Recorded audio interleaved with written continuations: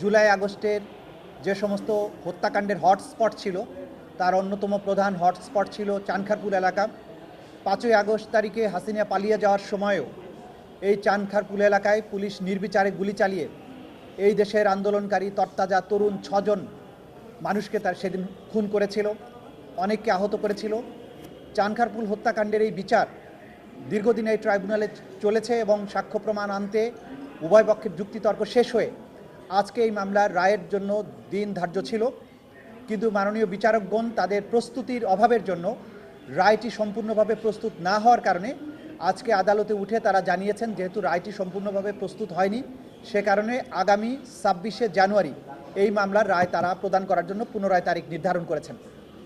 আমাদের পক্ষ থেকে প্রসিকিউশন আমরা সবাই প্রস্তুত ছিলাম, কিন্তু আদালতের পক্ষে রায় প্রস্তুত করার যেই সুযোগ বা সময় তাদের এই সময় লাগতেই পারে, তাদের পক্ষে এটাকে রেডি করার জন্য যতটুকু সময় প্রয়োজন তারা সেটা নিতে পারেন, সে কারণে তারা সময়টা নিয়েছেন।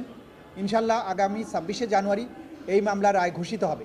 কিন্তু আমরা প্রসিকিউশনের পক্ষ থেকে আপনাদের মাধ্যমে দেশবাসীর কাছে যে বার্তাটা দিতে চাই সেটা হচ্ছে, জুলাই আগস্টে যেভাবে বাংলাদেশে মানবতা বিরোধী অপরাধ সংগঠন করা হয়েছে, যারা ক্ষমতায় টিকে থাকার জন্য দানবের ভূমিকায় অবতীর্ণ হয়েছিলেন, যারা নির্বিচারে এই দেশের নিরস্ত্র নিরীহ তরুণ যুবক এবং শিশুদেরকে হত্যা করেছে, এই হত্যাকাণ্ড করে যে পার পাওয়া যাবে না সেই বার্তাটি আমরা আপনাদের মাধ্যমে জাতির কাছে দিতে চাই।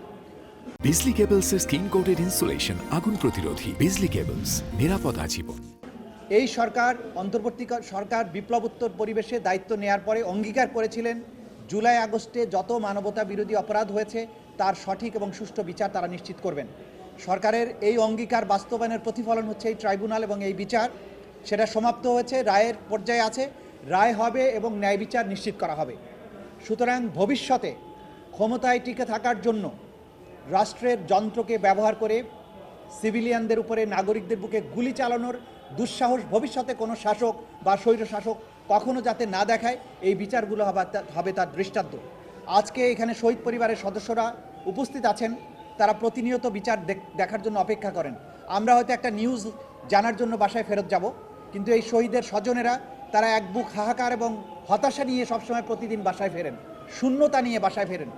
এই শূন্যতার একটা অন্তত উপশম হবে যেদিন এই অপরাধীদের একটা ন্যূনতম বিচার এই জাতি দেখতে পাবে। ইনশাল্লাহ সেটার দ্বার প্রান্তে আমরা আছি। 26শে জানুয়ারি এই রায়টা ঘোষিত হবে।